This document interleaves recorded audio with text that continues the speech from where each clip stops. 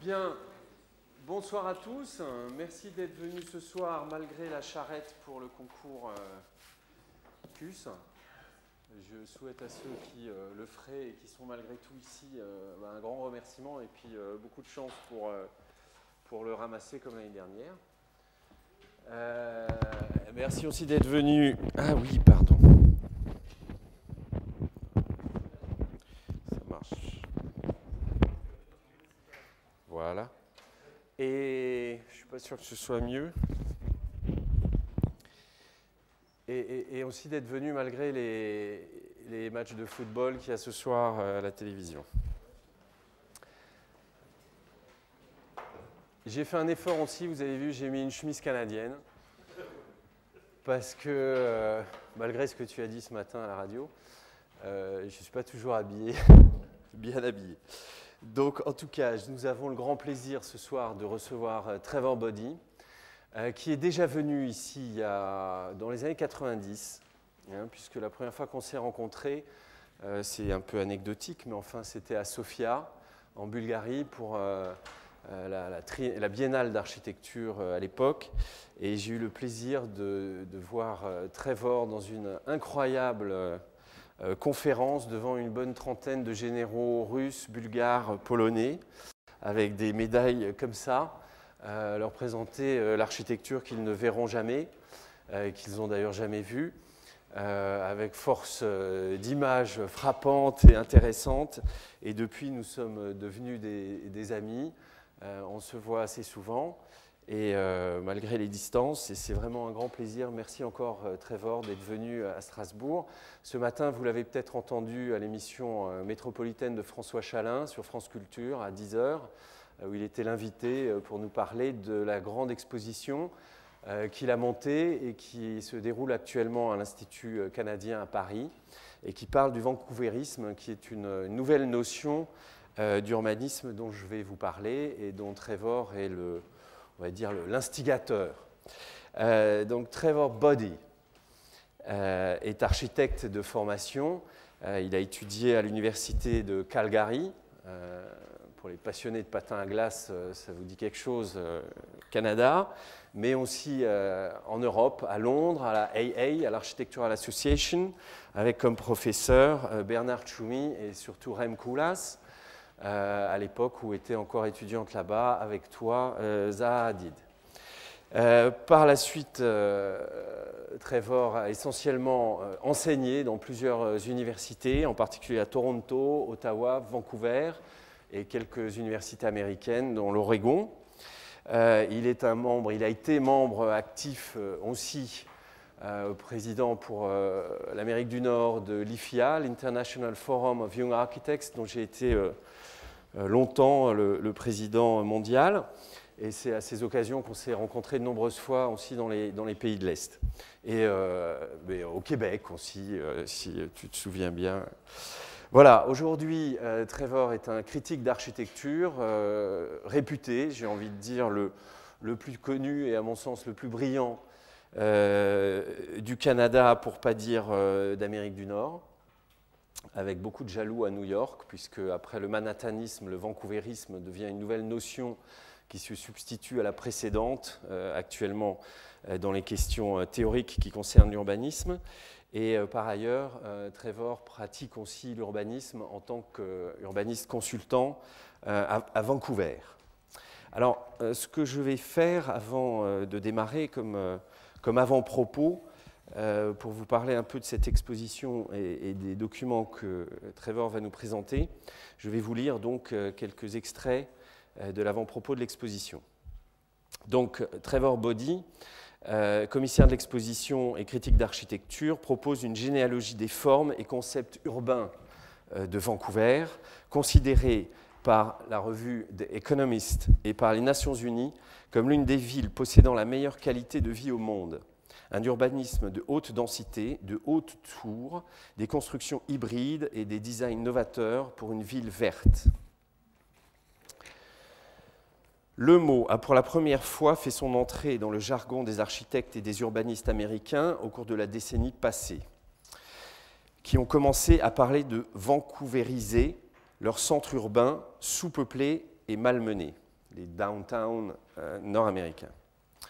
En cherchant l'inspiration du côté des réussites liées au redéveloppement de la porte du Pacifique canadienne. Vancouver est d'abord devenu un verbe et maintenant une idéologie prônant un urbanisme mêlant la densité et les équipements publics. Le vancouverisme a réuni un profond respect pour l'environnement naturel à une très forte densité de résidents, au sein de tours et d'immeubles résidentiels en centre-ville, mêlés à des bâtiments de hauteur moyenne, donnant sur des cours et des boulevards, dans différentes parties de la ville. Les Vancouverois apprennent à vivre étroitement les uns avec les autres, un lieu sain, engageant et même passionnant. Non pas l'Asie ni l'Europe, ni même l'Amérique du Nord, mais une nouvelle sorte de cité vivant avec les éléments venant de tout ceci. Une cité hybride qui demande à être acceptée selon ses propres termes. Dans le langage de la construction urbaine, le terme de vancouverisme est en train de rapidement remplacer celui de manhattanisme en tant que cadre optimum dans la construction de la cité aux multiples usages humains. Des idées importantes pour une nouvelle époque d'énergie rare et de ressources naturelles amoindries. Voilà. Cet extrait vous donne un peu une idée de cette exposition qui se tient, donc, comme je vous l'ai dit, au Centre culturel canadien, 5 rue Constantine, dans le 7e à Paris, métro Invalide. Les dates, par contre, jusqu'au 16 janvier. Donc vous avez le temps de vous y rendre si jamais ce que vous voyez ne vous suffit pas. Trevor nous a fait aussi le plaisir, mais je vois qu'ils sont déjà partis, d'amener une petite brochure qui explique un peu ce principe qui va développer tout de suite devant vous. Voilà, je vous remercie et je vous prie d'éteindre vos téléphones de manière à ce qu'on puisse l'écouter de manière sereine. Soirée de hot dog, Thanksgiving de Oui, alors Trevor est anglophone, mais il fait énormément d'efforts pour parler plutôt très correctement le français. Ah, ok. Excusez.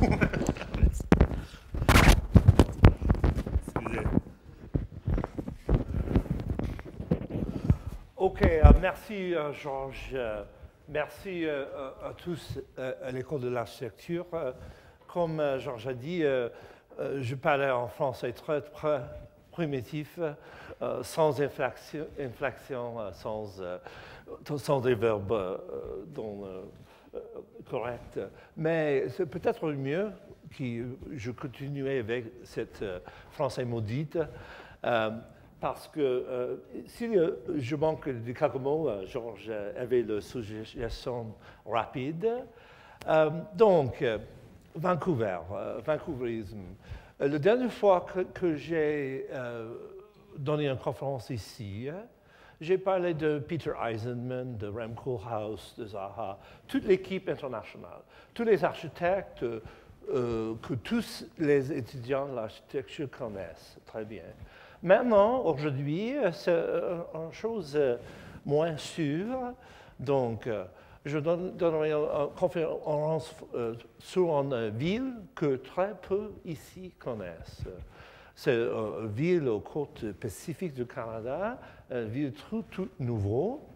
Mais ce moment, c'est très intéressant parce que le Vancouver se devient comme dans les années 80, il a été Curitiba au Brésil.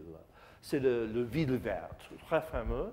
Et tous les architectes connaissent les innovations urbaines de Curitiba.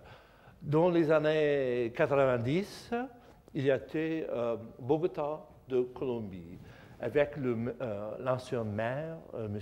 Peñalosa. Il a achevé beaucoup là, comme point de vue de transportation, d'espace public, Maintenant, c'est le moment de Vancouver. C'est une stratégie différente, mais une stratégie verte pour une nouvelle ville. Le forme le discours, la conférence aujourd'hui, c'est divisé. Je commençais avec un peu d'urbanisme. C'est comme les vitamines. On commence avec les vitamines. Je vous montrerai quelques images de villes généalogie des idées urbaines là. Et puis, en deuxième partie de la conférence, je vous montrerai l'architecture de Vancouverism. Qu'est-ce que ça fait comme point de vue des bâtiments, des édifices, comme design? Donc, OK, je commence maintenant un peu réduire de lumière. S'il y a quelqu'un ici, au fin du discours, j'avais seulement 4 exemplaires ici. Pour les bonnes questions, il y a des exemplaires. Donc, la première image, pour moi, je commence avec une image de mon propre projet. C'est un projet que j'ai construit à Londres l'été passé, à Trafalgar Square, avec une équipe des autres architectes et ingénieurs. C'est à partir de mon exposition, l'expo Vancouverism est dedans, cet édifice au Trafalgar. C'est juste en face de National Gallery de Grande-Bretagne. L'autre côté, c'est le Canada House, c'est la Maison du Canada au centre-ville de Londres. Donc, la galerie là, c'est très, très petite. Et j'ai proposé de faire une chose provisoire, en construction comme on dit, de l'art public, construction, architecture temporaire, je ne sais pas. Je retournerai à cette image, à ce projet au final. Donc, c'est comme un tease de montrer celui-là maintenant. C'est le projet achevé à Londres, en juillet de cette année. C'est une image de l'exposition à Londres, la même exposition à Paris maintenant, l'exposition de Vancouverism, avec les maquettes, les trucs, les textes. Voilà, c'est fin de publicité. Donc, une nouvelle ville, une nouvelle manière nouvelle conception de ville. Donc, Vancouver avait une situation très, très bonne pour une ville. Nous sommes juste au bord de la mer Pacifique. Voilà, vous avez un grand parc public au centre-ville. 40% de tout le terrain du centre-ville était en parc comme ça, le parc Stanley. Et puis, vous avez un coup de l'œil du centre-ville de Vancouver, et puis les banlieues, et les montagnes. Nous sommes juste aux côtés de la frontière américaine, juste aux côtés de la mer Pacifique, et l'autre côté des grandes montagnes. Voilà, c'est une image, merci, image de centre-ville de Vancouver. OK, mer Pacifique, le port de Vancouver, et vous avez les montagnes. Ce n'est pas les rocheuses, on dit les Coast Mountains, voilà. C'est un montant continué jusqu'au pôle nord. Okay? Aucune ferme, aucune agriculture d'ici au pôle Nord. C'est la fin de la civilisation, comme on dit. Voilà. Le centre-ville de Vancouver a été une île. Okay?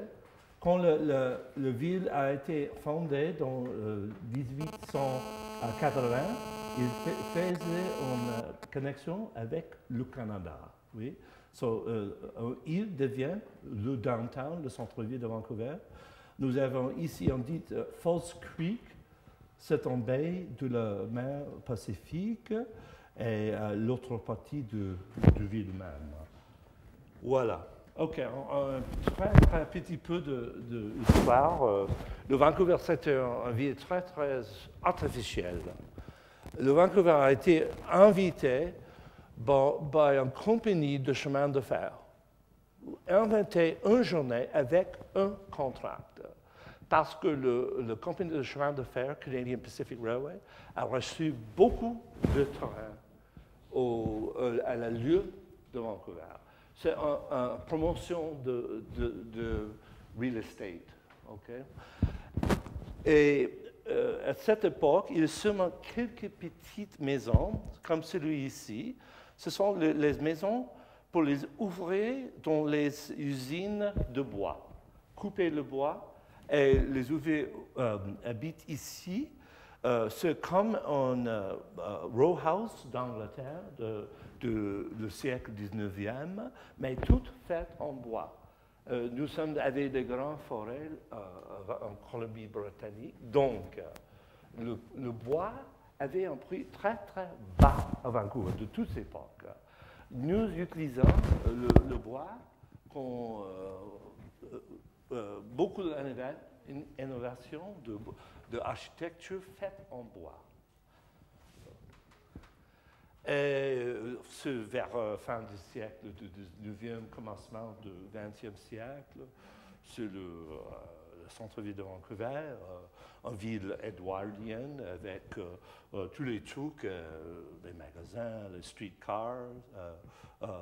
C'est tout nouveau, mais cette image, c'est une ville qui avait seulement 20 ans. 20. Rien, et puis une ville en 20 ans. Okay? Et c'est une promotion instantanée, une ville instantanée, sans histoire. Il n'y a pas des Amérindiens là. Les Amérindiens habitent 20-30 km de Vancouver. Et c'est vide. C'est en forêt, et puis, en 20 ans, en ville. C'était une image de Vancouver dans les années 70. C'est le quartier West End, même que Londres, West End. C'est un quartier de logement de moyenne densité. Même dans les années 60 et 70, nous avons de typologie, comme on dit en architecture, typologie de tours toutes petites, hein, seulement 4-5 appartements par étage. C'est à cause de la formation, le règlement de train ici, nous avons les roues et aussi des petits ruelles là.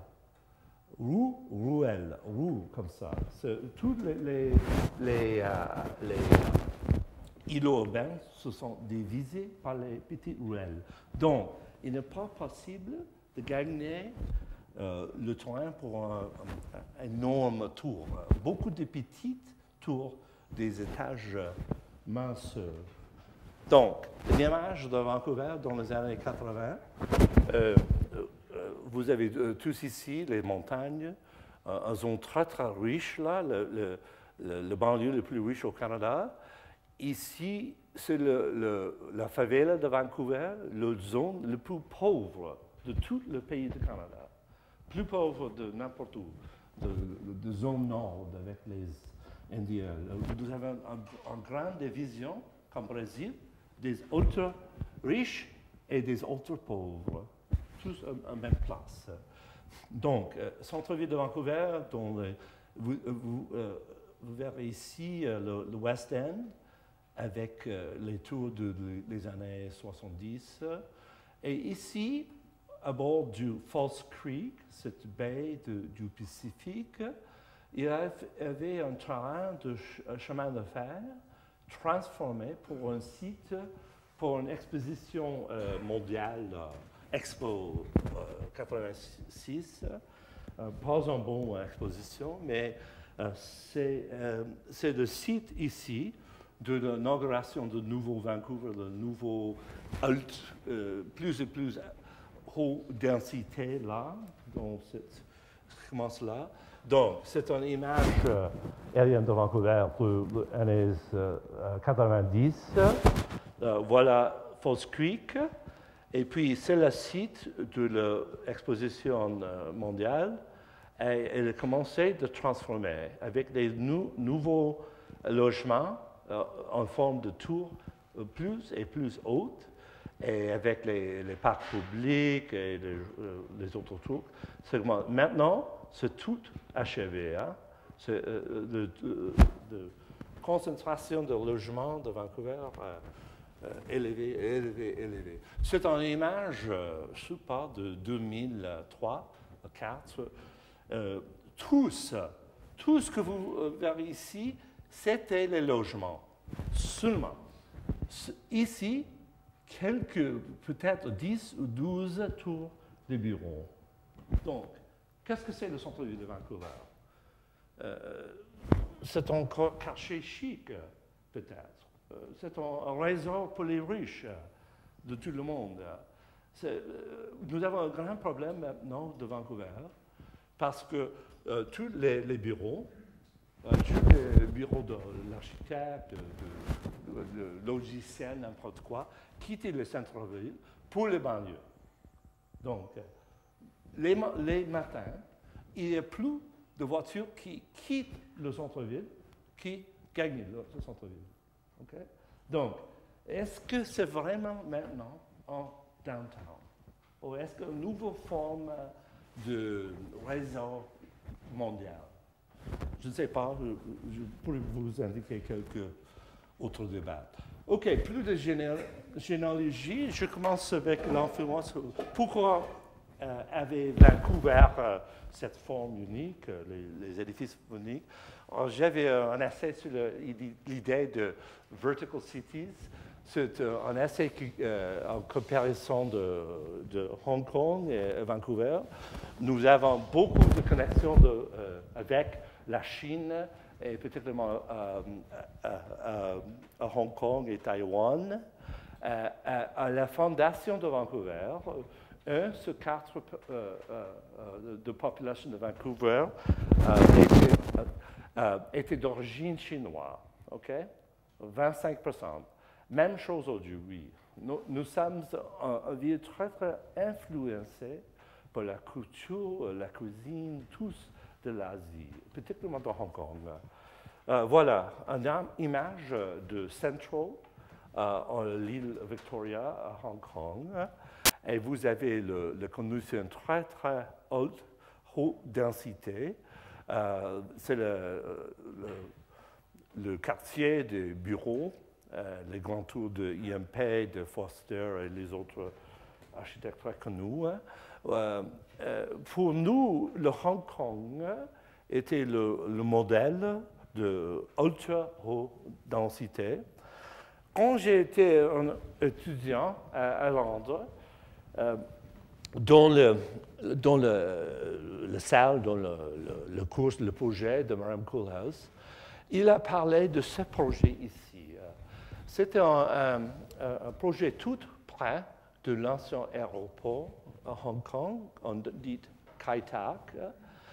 C'est un projet qui est nommé Hung Home.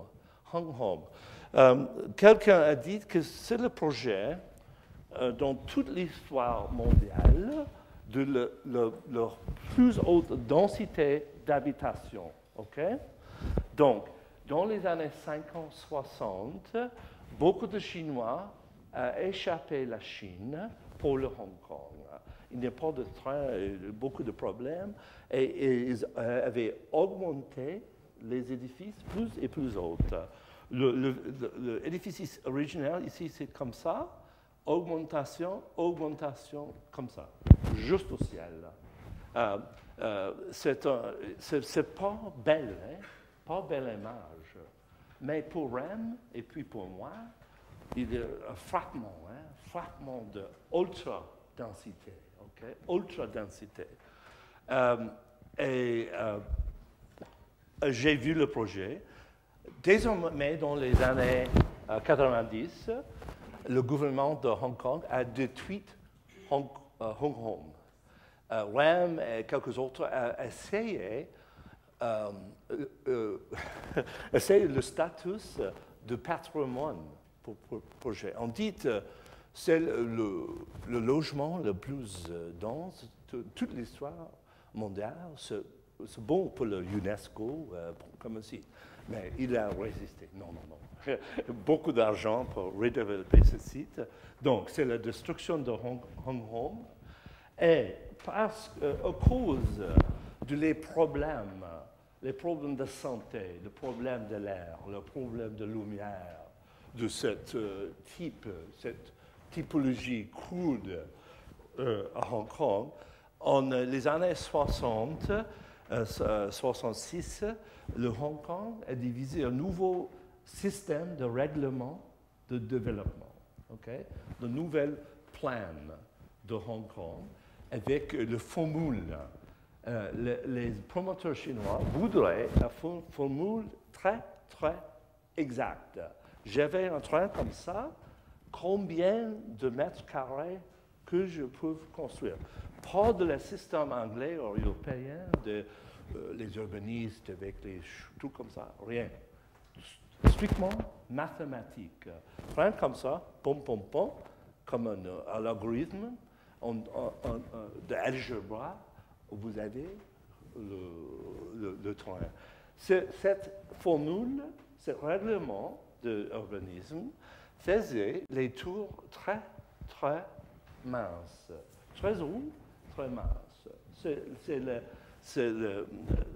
l'influence des nouveaux règlements. Comme ça, 40, quelquefois 50 étages, mais seulement 6, peut-être maximum 8 logements très très petits par étage.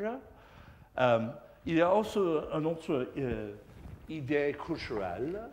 Vous savez, le système de feng shui, le système traditionnel en Chine, c'est un système de règlement de construction. Avec le système feng shui, c'est très bonne chance. Vous avez de très bonne chance si vous avez un petit portion de vue aux mains et une petite portion de vue aux montagnes. C'est très, très bon pour la chance.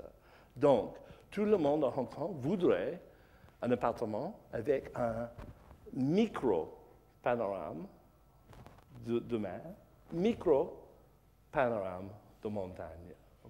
C'est l'intention culturelle. C'est moitié l'urbanisme, le nouveau règlement, et aussi le système, les values des idées culturelles. Donc, dans les années 90, il y a beaucoup de Chinois qui quittent le Hong Kong et Taïwan et déménagent à Vancouver. Pourquoi? C'est l'époque dont le Hong Kong a rejoindre à Beijing, dans le même pays, et beaucoup de la classe bourgeoise, la classe professionnelle, la classe riche de Hong Kong et Taïwan voudraient échapper et gagner un autre passeport. Le passeport préféré pour tous, c'était le canadien. La ville préférée au Canada, c'est le Vancouver. Donc, Vancouver, dans les années 90, gagnait beaucoup de population très, très riche, les promoteurs, les architectes, n'importe quoi, et avec les idées de logement hongkongois. Voilà, ce n'est pas Hong Kong, c'est Vancouver maintenant. Tous les tours ici ont été achevés dans les années 90. Dans les années 80, à Vancouver, nous avons un nouveau downtown plan, un plan de centre-ville, avec des très bonnes idées vertes, de haute densité, avec des espaces publics, des parcs, les crèches pour les petites, logements sociaux, tous les trucs de la social-démocratie de l'Europe, mêlés avec l'énergie de Vancouver. Vous avez une influence de l'Europe, américaine, et de l'Asie en même temps.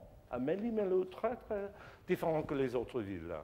Voilà, c'est dans le Downtown Plan de 91, et vous avez le règlement de Vancouver.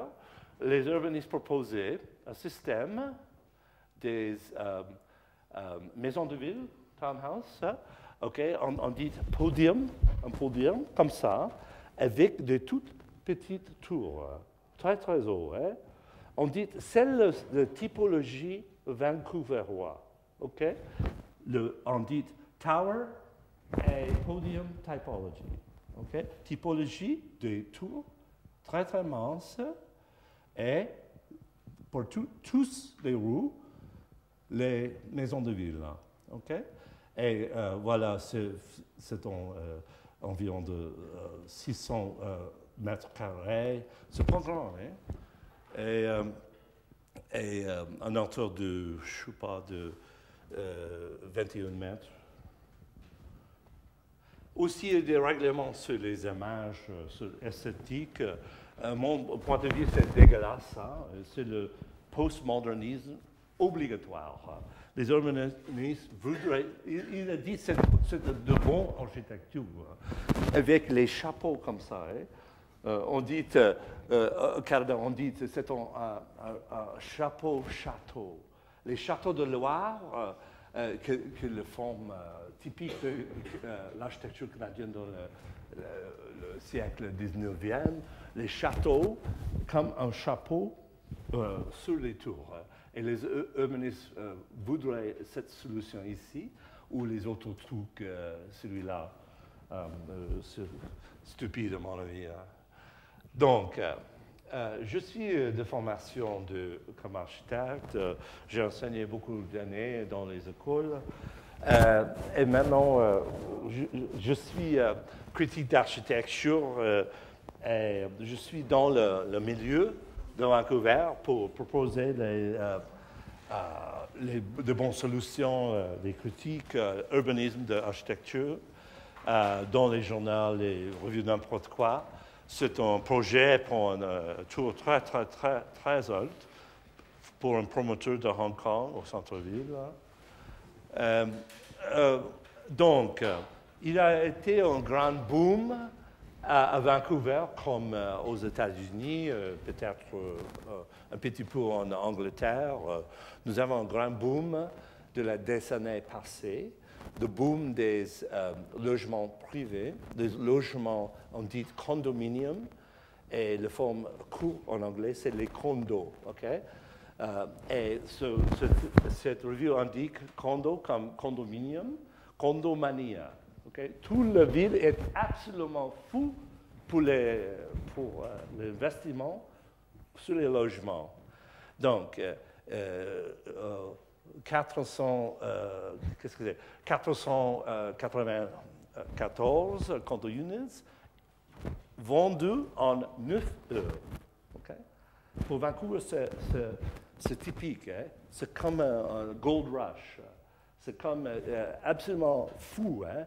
Et ce n'est pas strictement les Vancouverois qui achetaient celui-là. Hein?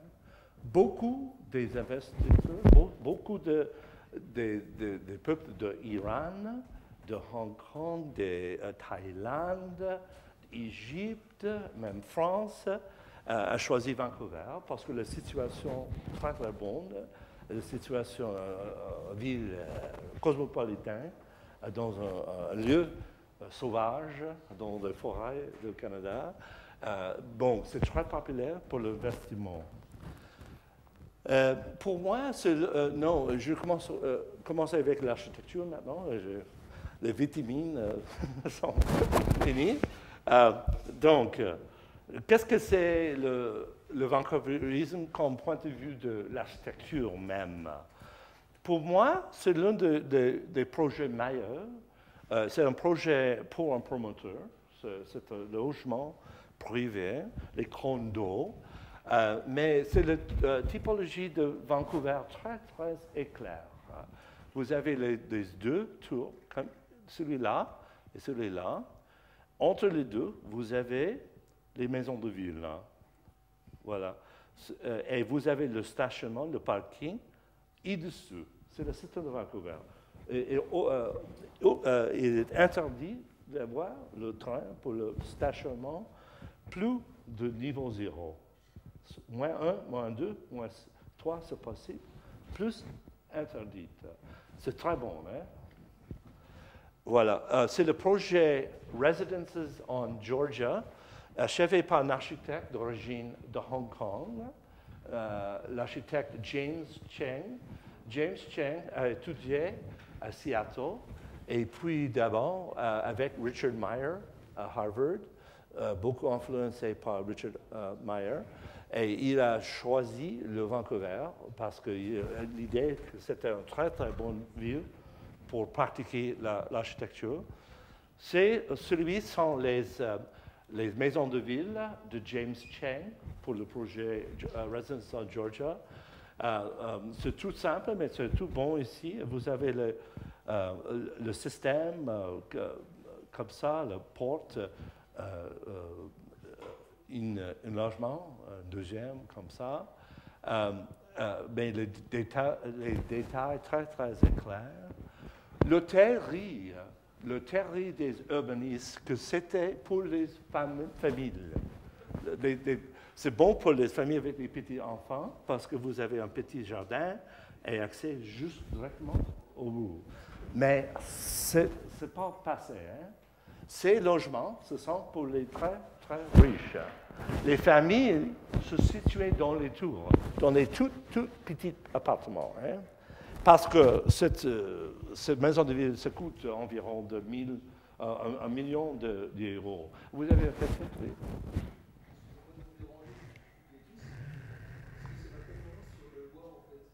Ah oui, il y aura plus de bois. Ah oui. Oui, 5 minutes. Attendez un peu. Oui, vous n'avez pas trompé. Hein? Moitié béton, moitié bois.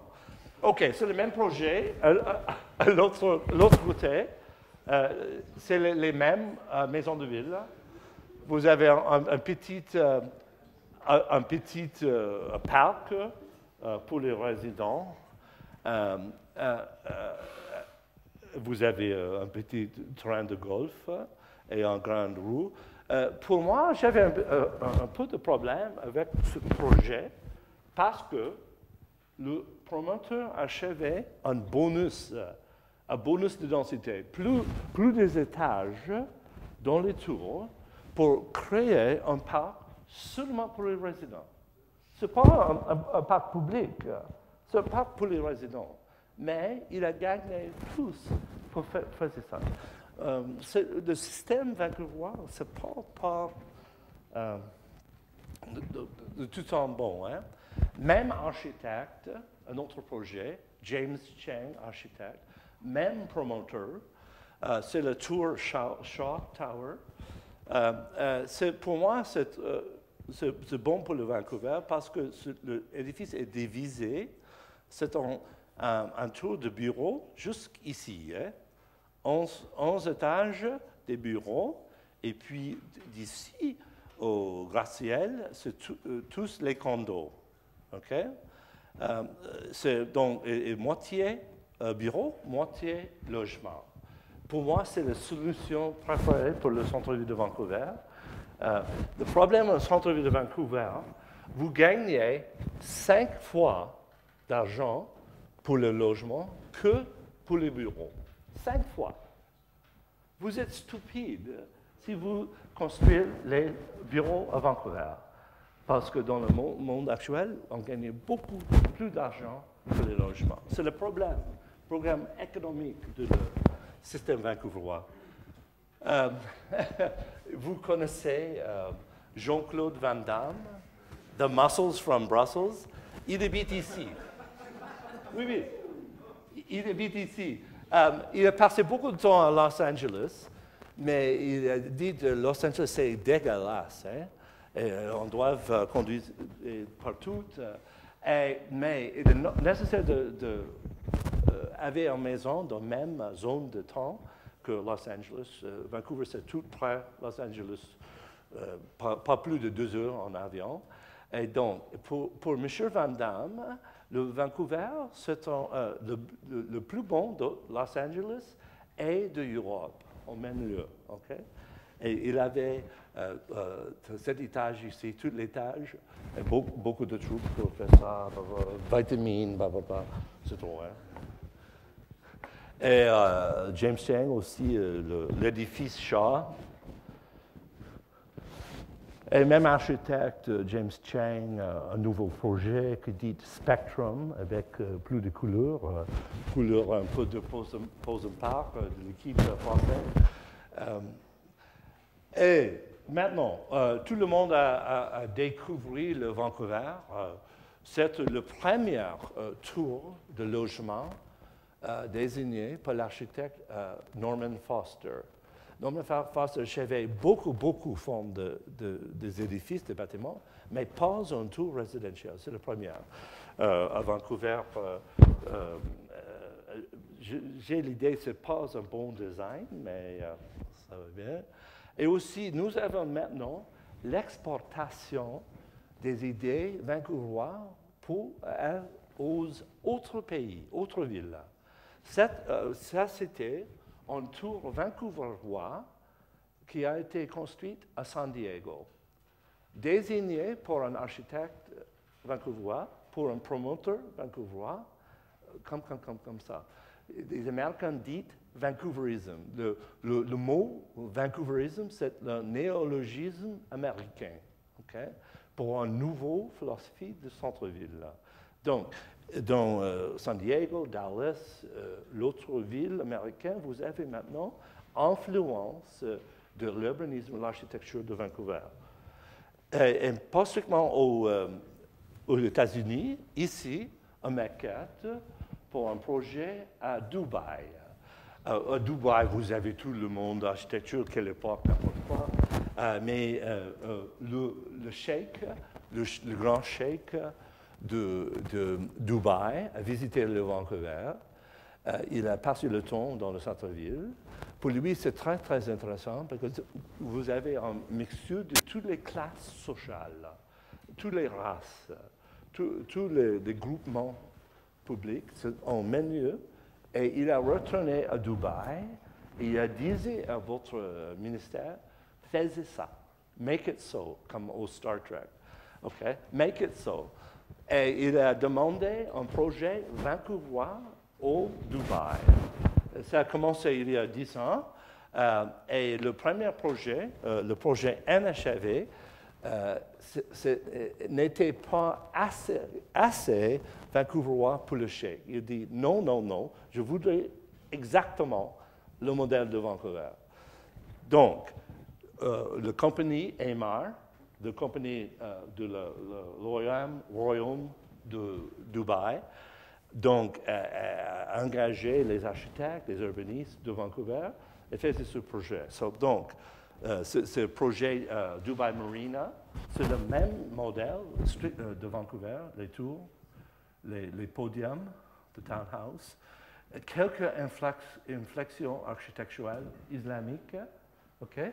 Un petit peu de dôme, et un petit peu comme ça. Mais ici, on dit au Vancouver, nous avons le False Creek, okay? Le baie de la mer Pacifique. Ça, c'était un lac tout artificiel. C'est l'eau de Arabian Gulf, l'eau de mer. Et il avait copié la forme de False Creek de Vancouver. Et ils avaient la construit dans les déserts près de Dubaï. Donc, c'est un copier presque, avec une équipe qui vient de Vancouver, les architectes, les promoteurs, mes amis. Et vous avez le même système, on dit en Vancouver, Seawall. C'est une piste au bord du mer, le même détail.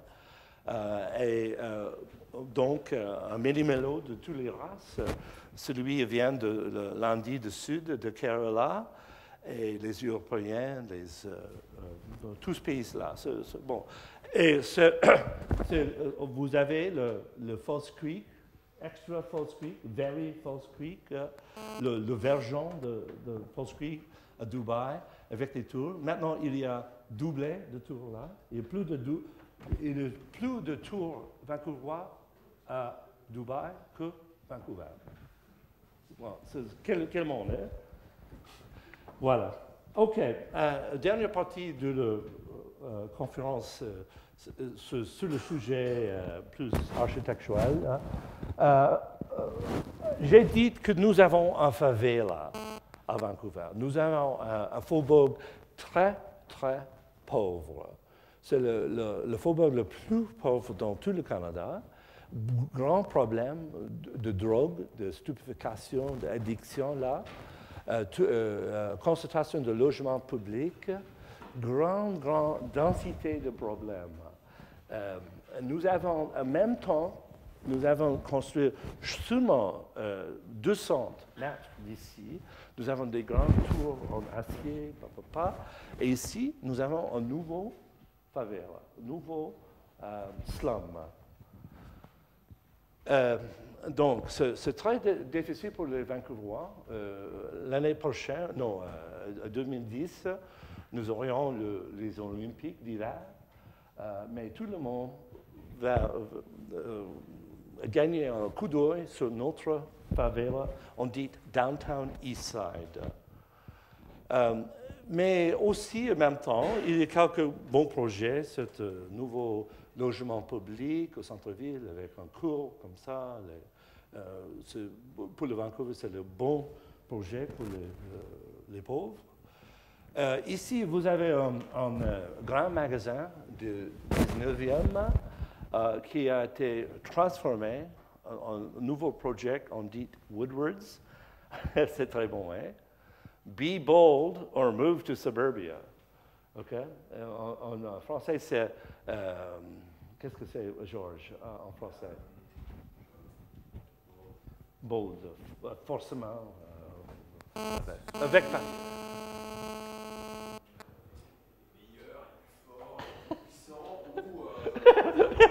Oh, ben mieux. Oui, c'est ça. C'est la plaquette de promoteur. Hein? Ils vendaient les logements avec cette idéologie. C'est le projet Woodwards. C'est une image de maquette. Vous avez ici un grand tour des condos, des logements privés. Ici, vous avez le logement social pour les pauvres. Vous avez une école de beaux-arts ici. Vous avez autre logement public là. C'est un mêlé-mélo de tout son Vancouver. C'est un peu utopienne. Et point de vue aussi de verte, c'est un tour verte de la ligne de Kenchang, de Kuala Lumpur. Donc, c'est l'architecte le plus bon, le plus influencé dans Vancouver, c'est M. Arthur Erickson.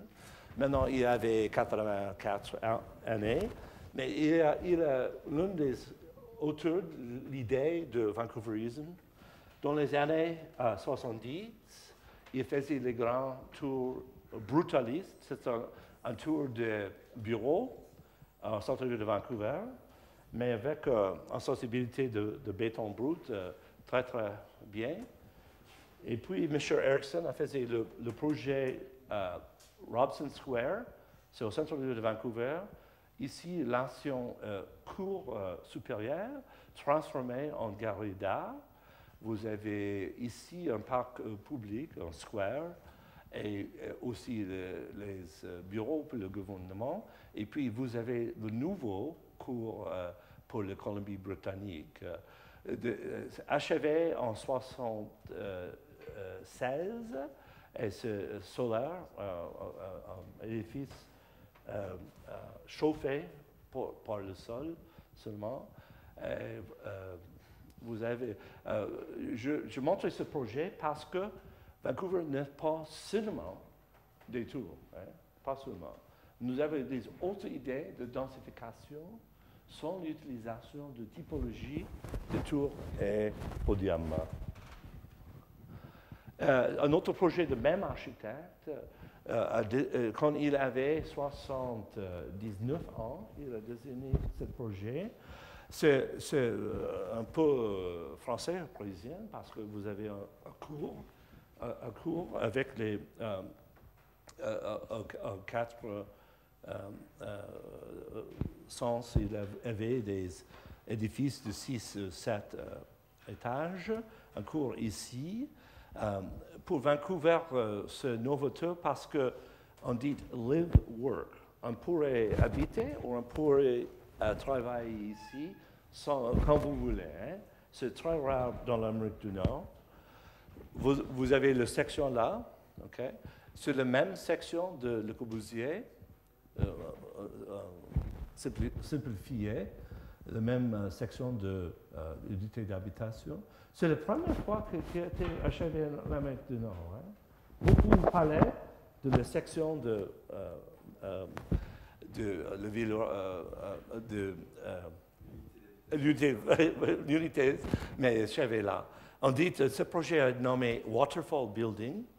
Vous avez un faux waterfall here, un faux cascade, OK, et un fontaine, comme vous voulez, ici au cours.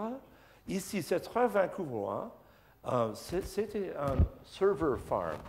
C'est pour les 2000 ordinateurs qui marchaient journée par journée, journée et nuit, et beaucoup de chauffage, beaucoup de problèmes. Et donc, la chaleur des ordinateurs qui est par le système ici, c'est comme un radiateur en même temps, comme point de vue de chauffage. Et en détail du projet Waterfall Building de l'architecte Arthur Erickson, 2002. C'est dans le bouquin, celui-là. J'aime beaucoup de ce petit projet. C'est les maisons typiques au banlieue de Vancouver, tout fait en bois. Et vous avez un terrain pour une maison transformée en 5 maisons. 1, 2 ici, 1, 2 à l'autre partie, et puis le 5e ici. C'est comme un cours de Paris parce que vous avez le cours au centre du projet. C'est très rare. Voilà, c'est la maquette. OK. Un logement ici. Vous avez le terrain, le terrasse là. Vous avez le cours et 1, 2 en plus. Et le stationnement, c'est par là. De toute sorte de ce projet, c'est comme une nouvelle typologie pour les banlieues. OK? J'aime beaucoup ce projet. Le chef est par l'architecte Peter Cardew, d'origine anglaise. Il a travaillé avec James Sterling. OK, dernier architecte, c'était Bing Tom. Bing Tom est né à Hong Kong. Il a émigré à Vancouver quand il avait 14 ans. Il a étudié dans l'école de l'architecture à Vancouver et puis à Berkeley pour le urban design à Berkeley, l'Université de Californie. Premier projet de M. Bing Tom, c'était au banlieue de Vancouver, dans un banlieue qui est nommé Surrey. Même en Angleterre, vous avez au bout sud de la Tamise, vous avez Surrey. À Vancouver, le fleuve Fraser. À côte sud, vous avez Surrey de Colombie-Britannique. Vous avez la ligne ici de transport public nouveau.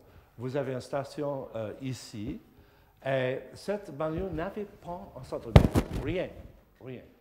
Seulement le forme typiquement américaine des années 60. Donc, c'est un projet pour une rénovation de centre-ville avec un nouveau plaza, avec une mixture de shopping, de l'université pour 5 000 étudiants, un tour d'édifices, un tour de bureaux. Voilà, c'est le foyer, l'entrée de Surrey Central City, de Bing Tom. Et vous avez la question sur le bois, ça commence maintenant. Ici, dans cette destinée, c'est la nouvelle sensibilité verte. Nous sommes dans une zone de production forestière. Vous avez de très, très bons ingénieurs qui étudiaient la possibilité d'utiliser les bois dans les édifices publics, dans les grands édifices, avec les bottes, en métal, mais les grandes colonnes faites en bois. Okay? À l'exposition à Paris, j'avais un portion de cette, j'avais la vraie chose, coupé comme ça. J'ai le détail même à Paris. C'est un colonne avec les petits morceaux, les déchets des grandes usines de coupage, et se réformer sous pression avec un époxy pour faire des nouvelles formes, comme vous voulez. C'est une technologie nouvelle pour le bois.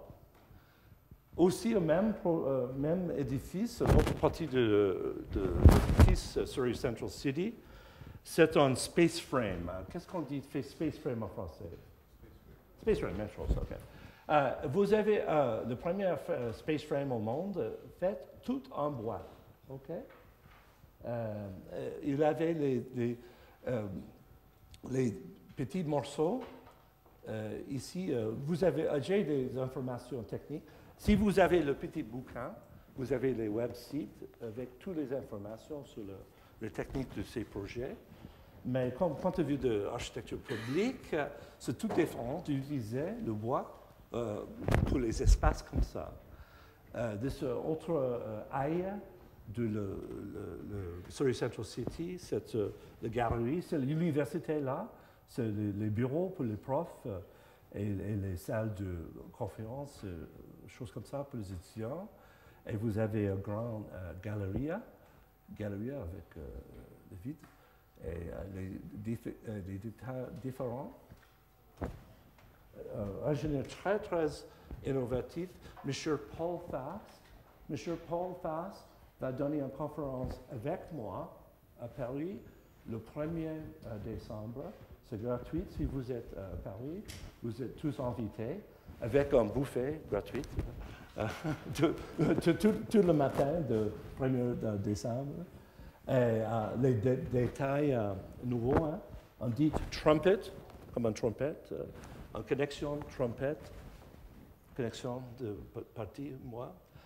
Et c'est la nouvelle proposition. Cette portion a été achevée ici. C'est la nouvelle prolongation. C'est le City Center avec le mairie de Surrey, avec un tour de bureaux. Et comme Vancouver, beaucoup de tours des logements. Okay. Et cette maquette était dans l'exposition à Paris. OK, un autre projet de même architecte, un autre banlieue qui s'appelle Richmond.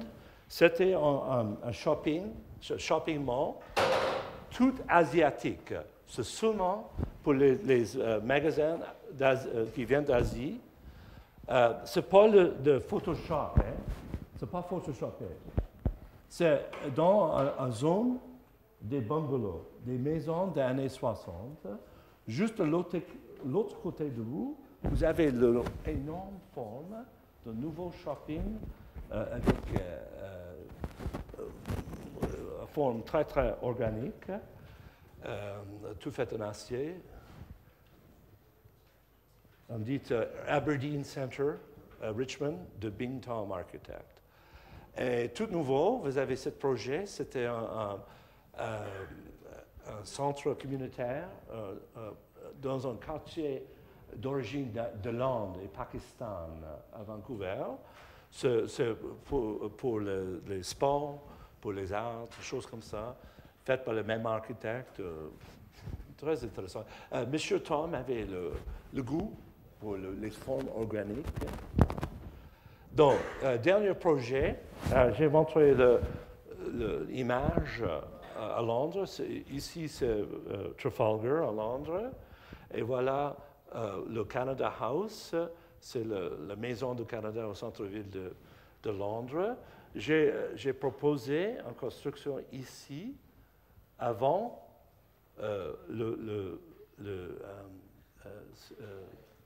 comment? Maria, oui, c'est ça. Mais à cause du patrimoine, je ne peux pas toucher le bâtiment même. Donc, nous avons, avec l'ingénieur, l'idée des serpentines, des formes en bois qui avaient la stabilité intégrale. Voilà. Les bloquets de bois, cèdre, qui viennent du Canada, qui viennent de Colombie-Britannique, avec un fil, comme ça, post-tension, et vous avez le serpent rigide, Et on construit le mur de niveau comme ça. Okay?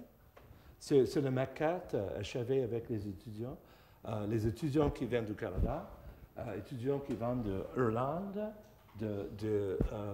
en Angleterre, et aussi une jeune Française qui faisait le stagiaire à Vancouver. Okay. Et voilà, elle a fait cette image de proposition là. Nous avons des expériments avec le système de construction. Ce n'est pas un système commercial. C'est notre invention seulement pour ce projet. Mais maintenant, nous avons des propositions pour l'utiliser dans les autres édifices. Mais pour nous, c'est seulement un demonstration construction. Voilà, la construction en Londres a commencé à Trafalgar. Vous faites le plafond et vous... le sang, l'arôme de cèdre, odeur. Partout le Trafalgar, les journées qui pleuraient, le son de cèdre, c'est incroyable. Et les jeunes étudiants d'ingénierie qui nous sommes experts sur le système de construction. Et voilà, achevé. Et ça passe St. Martin's in the Fields et le mieux. Et voilà. Donc, merci vous beaucoup de m'inviter à quelques expériences, quelques idées qui viennent de Vancouver. Et si vous voulez des questions, je suis ici. Merci.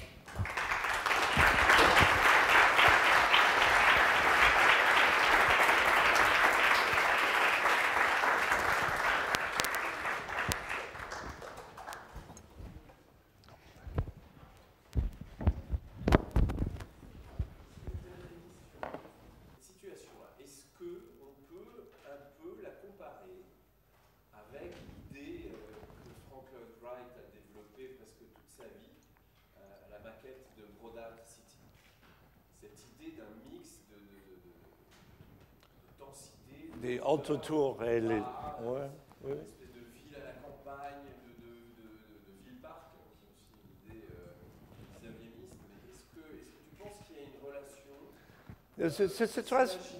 Oui. C'est très intéressant. Mais quelqu'un dit que M.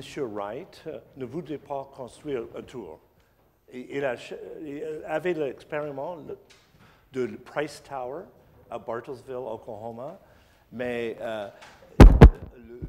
Le cours de M. Wright n'est pas dans l'équipe pour les grands édifices. Il avait les préférences de banlieue, de basse densité. Mais une question très bonne, pourquoi la seule zone du monde qui résistait les tours de logement était l'Europe et les États-Unis à bord de l'Est. Pourquoi l'Europe et cette zone en Amérique du Sud, beaucoup de tours. En Asie, beaucoup de tours. Au Moyen-Est, beaucoup de tours. Au Canada, beaucoup de tours. Pourquoi est-ce que la France et l'Europe résistent à l'idée des tours? À mon avis, c'est la cause des maudits, des dégueulasses tours de logement public des années 60-70. Et même chose en Amérique. Chicago, la zone de Barack Obama, South Side de Chicago, il a construit beaucoup de minces tours pour les pauvres. Donc, dans la mémoire en France, en Europe, en Chicago, New York, les tours sont pour les pauvres. L'autre partie du monde n'avait pas cette opinion. Hein. Donc,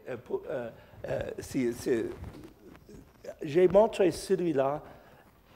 C'est très intéressant pour moi d'avoir une exposition à Paris, à un moment d'un grand débat sur le sujet du tour. Pour moi, c'est très intéressant parce que j'ai beaucoup d'opinions que quelqu'un visite mon expo et dit « Ah, les tours, impossible. Paris résiste les tours. » Et vous avez beaucoup d'opinions. Je ne suis pas sûr que les tours vancouverois étaient en solution pour le centre-ville de Paris, pas du tout. même pas de solution pour de Strasbourg, mais quelques villes, quelques prochains, quelques banlieues, c'était peut-être une bonne idée. Hein? Sorry to fracture that in my bad French, but basically I'll give you one paragraph in English. I know some of you speak more English than French probably, but basically there's been a resistance to the idea of the housing tower in Europe and the east coast of the US. The rest of the world is doing it. If you go to Sao Paulo, if you go to Rio de Janeiro, if you go to any city in the Middle East, the world has come around to high-rise living, okay? This is a kind of almost global tendency. You have those set of rules, the urban planning rules of Hong Kong have been completely misused now in China. China has blown it. China is making these terrible, ugly cities. If you compare the Beijing towers with Vancouver, you see it's completely different. We are thinner, we have more elegance, more permeability. In Beijing, Shanghai, they've not done it well. Donc, je recommencerai en français. C'est un petit publicitaire en anglais, si vous voulez. Si vous voulez poser une question en anglais, vous pourrez. Deuxième question? J'ai seulement des 4 bouquins pour les bonnes questions. Hein? Oui, oui, voilà. Question en français. Oui, oui, oui, ça va. Est-ce qu'il y a à l'université ou dans les architectes pratiques des études sur les ensoleillements de ces maisons? Parce que je trouve effectivement la solution très judicieuse et les logements dans les tours au centre-ville évidemment, mais ces maisons en bande avec des énormes oreilles. Oui, oui. En face, il y en a d'autres. Oui, oui. Et alors, Oui, oui. parce que être dans une tour high-rise. Non, non. Vous avez un panorama des autres high-rise. Oui. Et ceux qui sont en bas, ils ont une bonne qualité pour les enfants, le petit jardin, je ne sais pas quoi, ils ont besoin d'être là, mais est-ce que c'est quand même bien ensoleillé? Non, non, vous avez une très bonne question. Je n'ai pas remarqué beaucoup, mais le système vancouverois, est-ce que les promoteurs se commandent trop sur les projets? Les promoteurs doivent construire les crèches, les logements publics, les centres d'art, les parcs. Tout a été construit par les développeurs. Le mairie dit, si vous nous donnez un nouveau parc, vous pourrez augmenter 6-7 étages. Des Bonus, c'est le système, hein? Parce que nous sommes dans une époque que l'État ne doit faire tout ça. Pour nous, c'est la manière. C'est la différence de Vancouver et Hong Kong et Dallas. Vous avez un système des espaces publics, des parcs, les bénéfices de l'État social-démocrate, ici, avec haute densité. Le mixture des deux, hein, c'est la différence. Peut-être, maybe it's unsustainable. Okay? We have made all of this by having the developers pay for the public realm. The City Hall pays for nothing. In a boom, dans l'époque de boom, il y a beaucoup d'argent pour les choses. Nous sommes dans une nouvelle époque maintenant, hein, avec le crise. Le système de bonus, c'est peut-être ne pas possible maintenant. C'est peut-être le fin de cette époque de vancouverisme. Oh oui. Ici. Non, non. Oui. Le canyon, oui. Oui. Oui, oui. Oui. Oui, oui. There's lots of shadows, but there's lots of gaps, okay? Spaces. The other thing about Vancouver is c'est le même climat que... Yeah, no, I know. We have, c'est le problème de règlement, parce que les urbanistes n'avaient pas un plan îlot par îlot, ok? Et le premier tour, c'est bon, c'est parfait, puis c'est paradis. Et le prochain an, il y aura un nouveau. Hein? Et les autres résidents résistent les nouveaux tours. J'ai un bon panorama, vous avez détruit mon panorama. C'est un problème. C'est amélioré par la typologie. Hein? Si vous avez les slab towers, les tours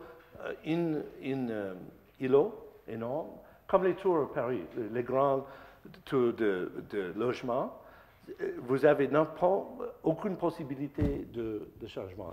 Ici, nous sommes des toutes petites tours, hein, toutes petites, seulement 200, 300, 400 mètres carrés par étage. Hein. Il avait, they look like. Oui, oui.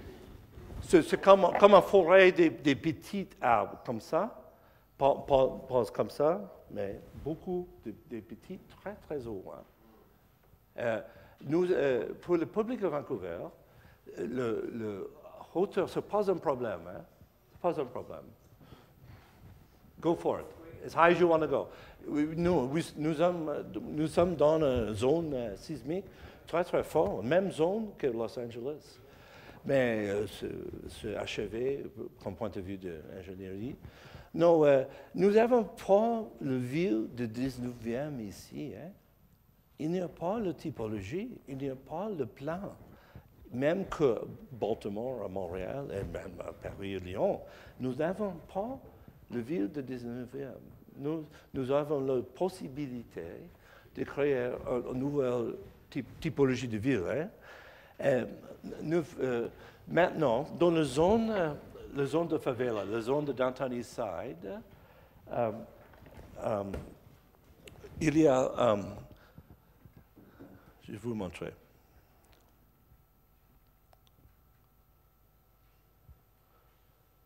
Voilà. C'est la zone de patrimoine. C'est le seul quartier au fin du commencement du 20e. Vous avez une escale de... OK. À mon avis, ce n'est pas une bonne zone pour les tours. Comme critique, j'ai résisté toute proposition pour les tours ici. Donc, on peut avoir la même densité dans autre forme. OK? Le typologie vancouverois achève seulement 3 ou 4 fois de bâtiments que terrain. FAR, 4, maximum 5. OK? Oui, oui. On peut gagner la même densité avec les autres typologies, comme la typologie typique de l'Europe, de Paris. J'ai proposé pour ce quartier de résister le tour, parce que nous avons la mémoire de ville du 19e, la possibilité. Hein. Dans les autres quartiers, c'est moins important. Oui. Mais vous avez une bonne question. Hein? Non, c'est difficile. OK, bon. OK. Bon. OK. J'avais une petite question là-dessus. Oui. Parce que cette inversion qui a une navetteur entre le centre et la banlieue. Ouais. Tu dis, on n'a pas de bureau à Vancouver, au centre de Vancouver. Mais ils sont où? Ils sont aux extrêmes banlieues, dans les terrains des shopping très éclatés, un étage, et pas de transit public. OK? On doit utiliser les voitures. Non, ça, c'était un désastre. Oui, de réserver le centre-ville seulement pour les riches, pour les logements. Et je n'ai pas montré, mais beaucoup des tours de bureaux ont été transformés en logements. Et le problème est si dur que le conseil municipal, la mairie, a déclaré interdit de plus. Maintenant, il n'y aura pas aucune tour de bureau. C'est la force de 5 fois plus d'argent pour le logement. OK? Force énorme. Et l'autre ville à New York, c'est 3 fois. Quelques villes en Amérique du Sud, 2 fois. mais maintenant, on gagne beaucoup plus d'argent avec logement que bureau. Et vous avez un petit peu le même phénomène en Angleterre, en France, la banlieuisation du travail. Et le centre-ville, pour moi, le Paris, je n'ai pas visité depuis 10 ans. Hein. C'est plus un theme park, OK, pour les riches. Hein. Tous les quartiers, plus et plus chic, c'est pas.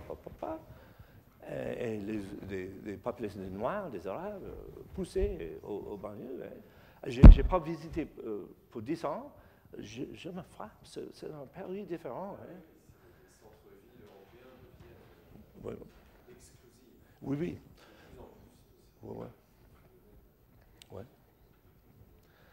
Dernière question?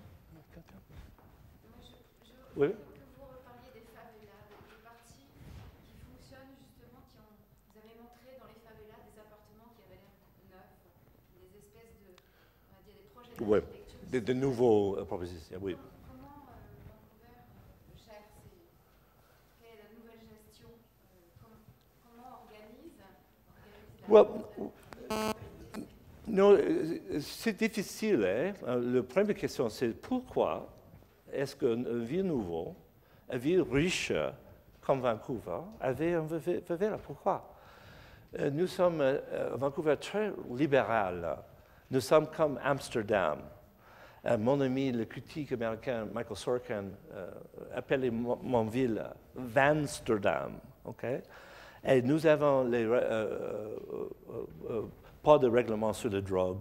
On peut fumer de marijuana n'importe où, comme ça. Nous sommes très libéraux, mais en même temps, j'ai l'opinion que l'État, les règlements publics, a créé le slum, a créé cette zone. Pourquoi? À Vancouver, nous avons Chinatown, au siècle XIXe. C'est le seul quartier pour les Chinois.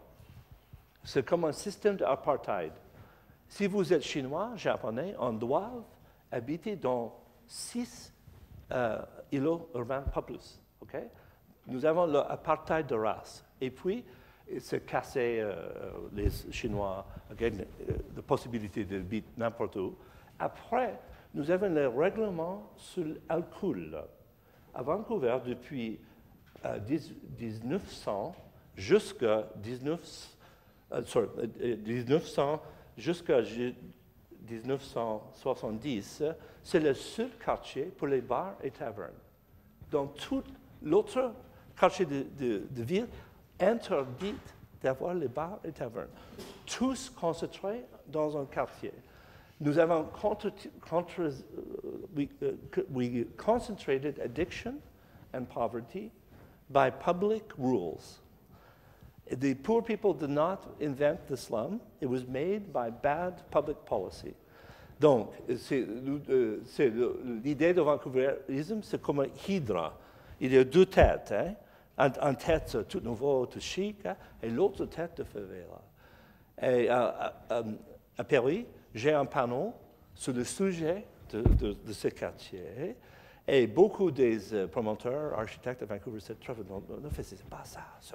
C'est comme un secret, OK? On ne disait pas à Paris, à Londres, de ce problème. Et nous aurions un LIPIC en 15 mois. Tout le monde venir à notre ville. Hein? On doit parler de ce sujet. Hein? On doit, mais je n'ai pas de solution facile, hein?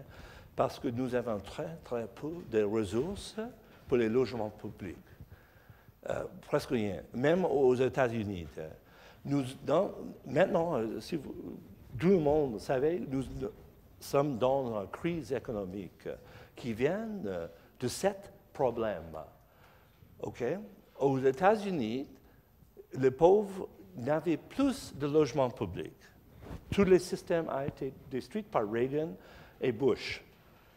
Mais il y a la proposition des hypothèques pour les pauvres.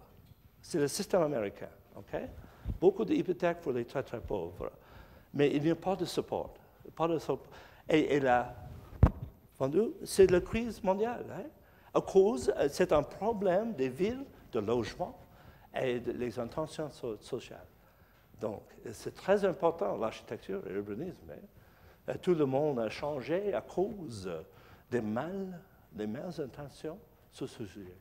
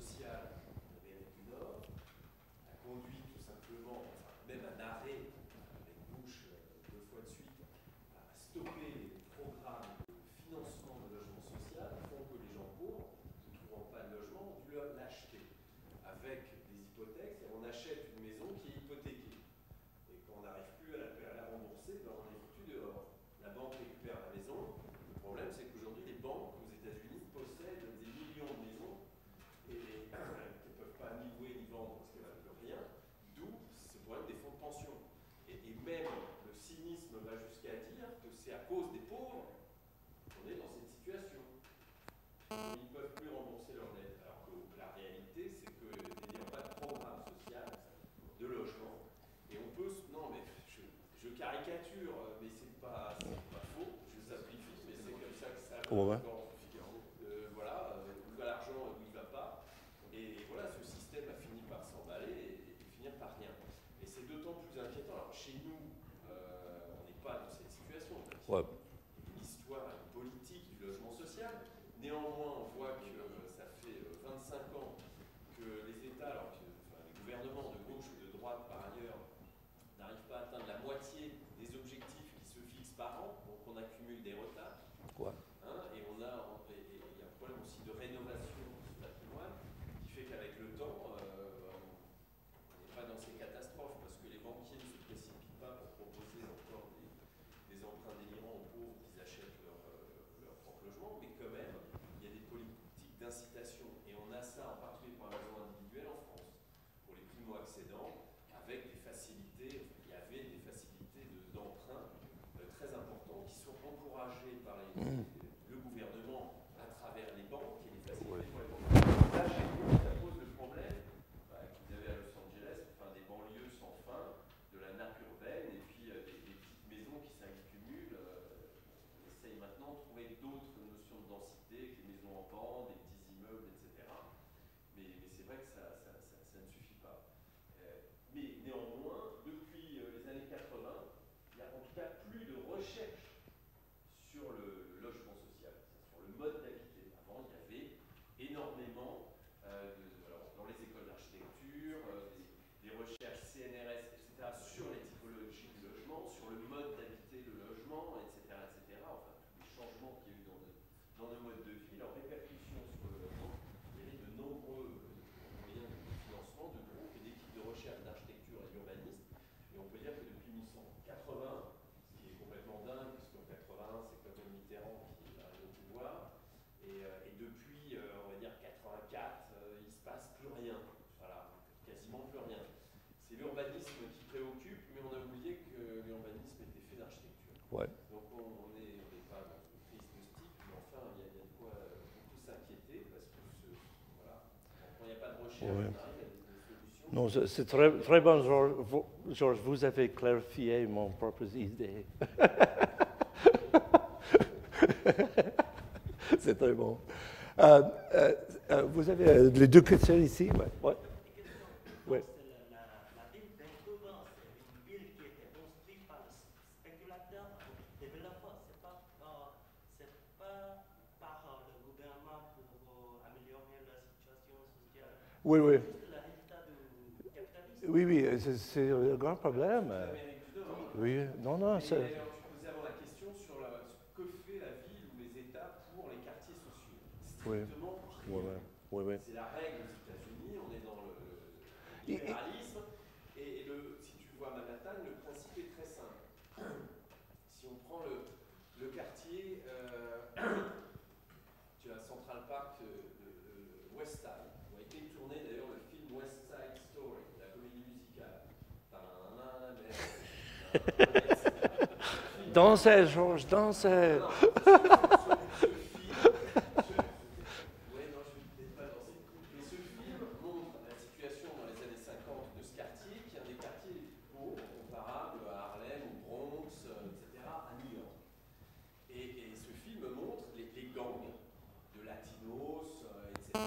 qui se battent, et tout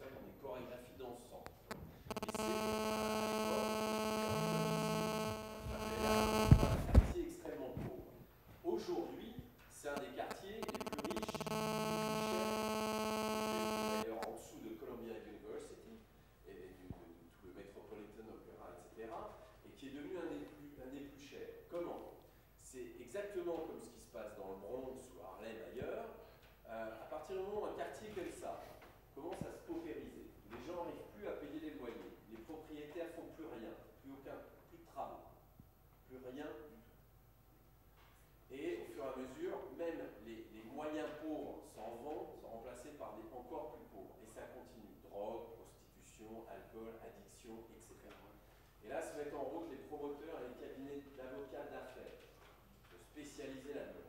Et on laisse surtout, c'est l'inverse d'ici. Ici on ferait quoi? On ferait de la rénovation, des campagnes, on inventerait la loi Malraux, les machins, pour inciter les gens à défiscaliser, pour rénover, reconstruire. Tout le quartier de la gare, ici, a été rénové en l'espace de 15 ans, uniquement avec de l'argent qui vient de gens de place, à travers des cabinets de notaires et d'investisseurs à Bordeaux, un peu partout en France, qui investissent pour défiscaliser dans l'année. C'est-à-dire si vous achetez un logement et vous avez, je dis n'importe quoi, 500 000 euros de travaux, vous pouvez les déduire de votre feuille d'impôt dans l'année.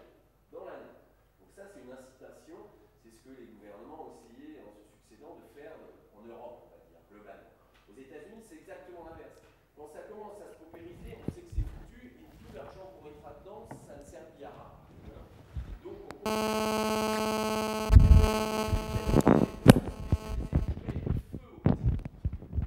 plus ça devient pourri, et après dans le Bronx, vous avez des rues dans lesquelles on fait quasiment pousser du blé, etc. pour survivre. Enfin, c'est un délire total. Pourquoi? Parce qu'une fois que c'est totalement foutu, ce qu'on sait, c'est que là on peut tout faire. Et une fois qu'on a cramé un immeuble sur 4, c'est le désastre. Ben là, comme tous les terrains sont privés, c'est pas municipal, c'est privé. Ces gens-là, qu'est-ce qu'ils font? D'un bulldozer, casse tout sur 4 îlots. Et là, le promoteur, Donald Trump, a fait fortune comme ça, lisez ses livres, parce que c'est comme ça qu'on comprend ces phénomènes. Et là, il investit énormément d'argent, et sur 4 ou 6 îlots, au milieu de nowhere, il te construit le truc le plus chic, le mieux. Et le promoteur suivant va faire pareil sur une rue, 2 rues plus loin, et tout d'un coup, les quartiers les plus pauvres deviennent les quartiers les plus riches. Et ça met, c'est un turnover qui met entre 10, 12 et 15 ans pour rénover tout un quartier. Mais une fois que c'est foutu, même on casse, la ville fournit plus l'électricité, les lampadaires, on les casse, machin, etc. C'est un système, si tu veux, Il existe. libéral de remplacement. Mais on ne vient pas aider, en gros, au lieu de soigner le malade, on le bute et on en a un nouveau à la place. Mais est-ce que là, ça va être pareil à Vancouver? Est-ce que Non, non, là, justement, c'est différent. c'est le Canada. C'est beaucoup plus proche du modèle urbain. Non, nous devons passer aux dernières questions, mais j'ai un chiffre pour vous, très important. Au centre-ville de Vancouver, 50% des logements a été acheté par les spéculateurs, à moitié. C'est au niveau le plus haut du monde. Okay? 1 sur 2 logements ne peuvent pas occupés par le résident. Sous-loué pour les autres, pour les étudiants, les jeunes au centre-ville, la seule manière de gagner un pass, c'est de sous-louer un appartement. OK. Quand vous avez à moitié de spéculateurs, c'est un système instable. OK? On pouvait changer. Beaucoup de monde arrivait avec l'argent, mais au même théorie, de la même manière, on peut tous quitter. Donc, c'est un système, unstable system. C'est la même chose en Amérique. Je n'ai pas de solution, et vous avez raison, les mairies ne peuvent pas demander de tous, ne vendez pas, c'est impossible dans notre système. Mais quand vous avez les niveaux très très hauts des spéculateurs, au centre de ville de Strasbourg, vous avez 5% peut-être, 4% de spéculateurs non-résidents. Peut-être. C'est tout plus. OK. Oui. Strasbourg, c'est différent. Non, c'est un autre monde. OK, dernière question.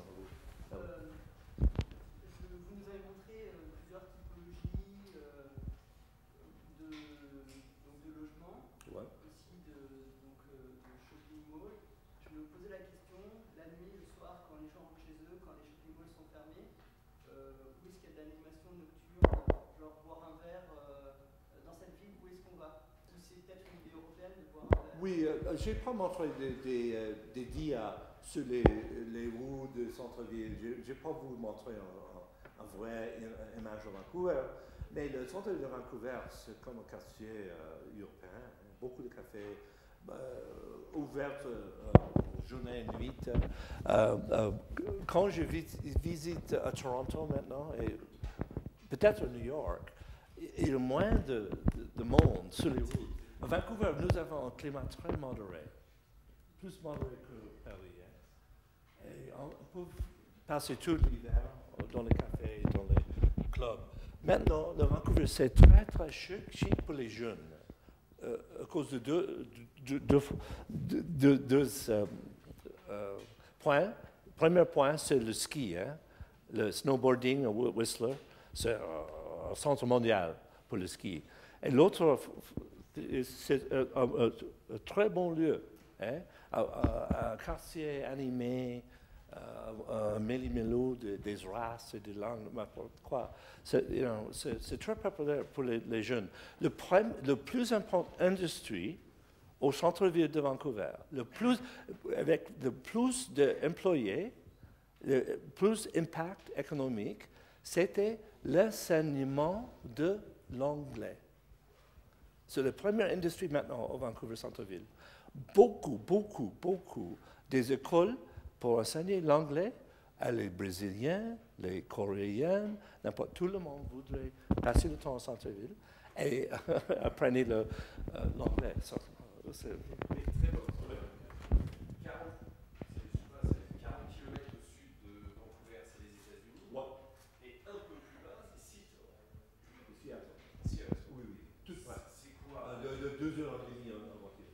2 heures de Nous sommes presque la même ville. pour Nancy. Vancouver continue jusqu'aux frontières. Et Seattle commence de l'autre côté. Hein. Nous sommes c'est Boeing. Boeing, PepsiCo. Microsoft. Oui. Est-ce que Seattle et Vancouver sont en compétition? Oui, mais nous ne faisons pas les grandes entreprises. C'est un problème. Nous n'avons pas des choses comme Amazon.com, Microsoft. Oui, tous avaient des sièges sociaux. Non, nous sommes en raison. Hein? Chic, bonne qualité de vivre. Peut-être pas une banlieue de Seattle. Peut-être. Pas une vendable déjà de Los Angeles. Oui, vous avez raison. Ok, je crois que je dois terminer ici. Merci beaucoup de tous pour votre oreille, le ton de mon maudit français. J'ai détruit la langue mondiale maintenant, mais merci beaucoup. Georges m'a proposé une dégustation de vin. 19h demain, et que des rapports, et 18h.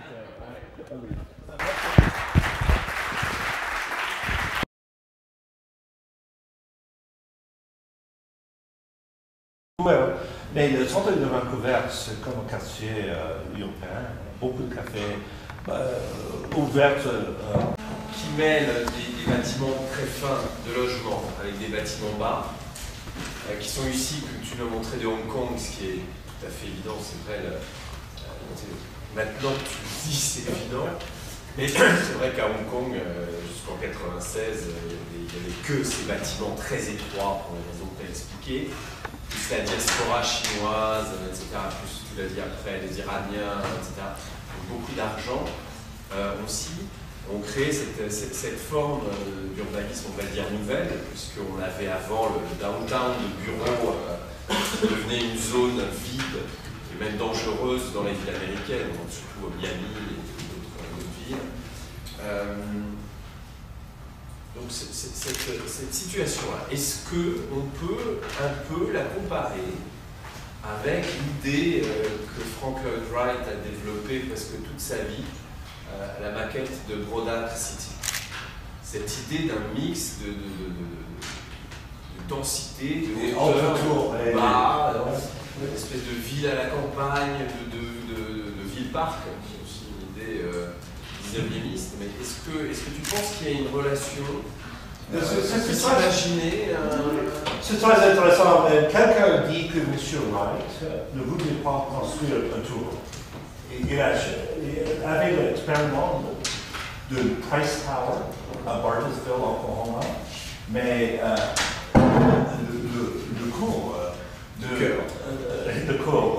de M. Wright n'est pas dans l'équipe pour les grands édifices. Il avait des préférences de banlieue, de grande densité. Mais une question très bonne, pourquoi le seul zone du monde qui résistait les tours de logement était l'Europe et les États-Unis à bord de l'Est? Pourquoi l'Europe et cette zone en Amérique du Sud, beaucoup de tours. Oui. En Asie, beaucoup de tours. Au Moyen-Est, beaucoup de tours. Au Canada, beaucoup de tours. Pourquoi est-ce que la France et l'Europe résistent des tours? À mon avis, c'est la cause des maudits, des dégueulasses tours de logement public des années 60-70. Et même chose en Amérique. À Chicago, la zone de Barack Obama, le South Side de Chicago, il a construit beaucoup de tours pour les pauvres. Donc, dans le même cas, en France, en Europe, en Chicago, New York, les tours sont pour les pauvres. L'autre partie du monde n'avait pas cette opinion. Donc, j'ai montré celui-là. C'est très intéressant pour moi d'avoir une exposition à Paris, un moment d'un grand débat sur le sujet du tour. Pour moi, c'est très intéressant parce que j'ai beaucoup d'opinions que quelqu'un visite mon expo. Les tours, impossible. Paris résiste les tours. Vous avez beaucoup d'opinions. Je ne suis pas sûr que les tours vancouverois étaient une solution pour le centre-ville de Paris, pas du tout. Même pas de solution pour le Strasbourg, mais quelques villes, quelques prochains, quelques banlieues. C'était peut-être une bonne idée. Sorry to fracture that in my bad French, but basically, I'll give you one paragraph in English, and some of you speak more English than French probably. But basically, there's been a resistance to the idea of the housing tower in Europe and the east coast of the US. The rest of the world is doing it. If you go to Sao Paulo, if you go to Rio de Janeiro, if you go to any city in the Middle East, the world has come around to high-rise living. This is a kind of almost global tendency.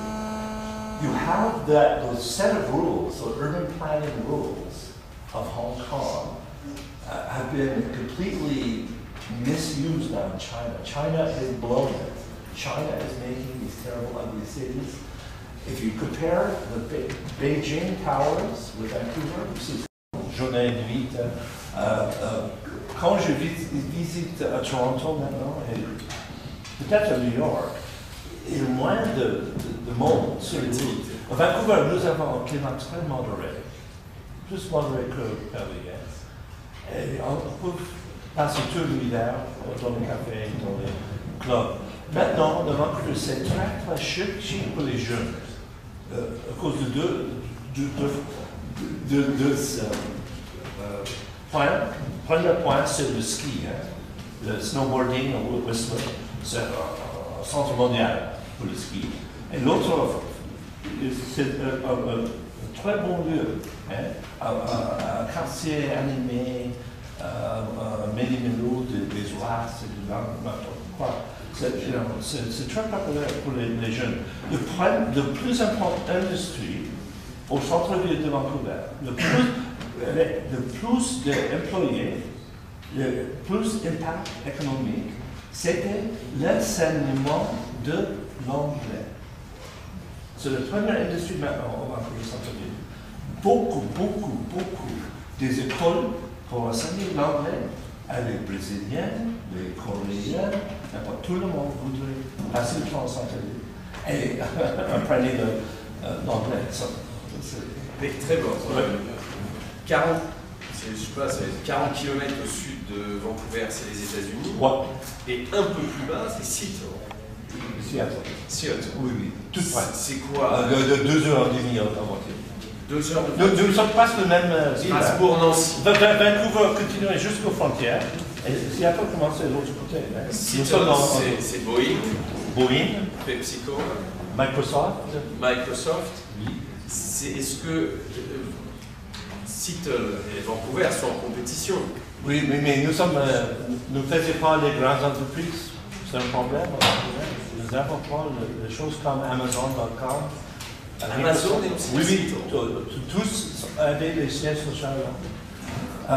Non, nous sommes en raison chic, bonne qualité de vie.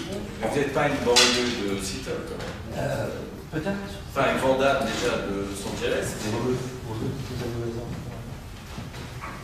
Ok, je crois que je dois terminer ici. Merci beaucoup de tous pour votre oreille, le temps de mon maudit français. J'ai détruit la langue de Molière maintenant, mais merci beaucoup. Georges m'a proposé une dégustation de vin. 19h demain, et peut-être j'aurai une dégustation des rapports à 18h. Merci.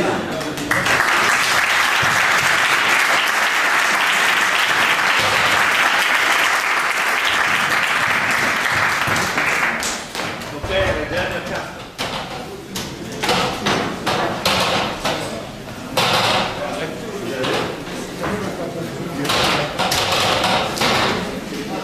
Déjà.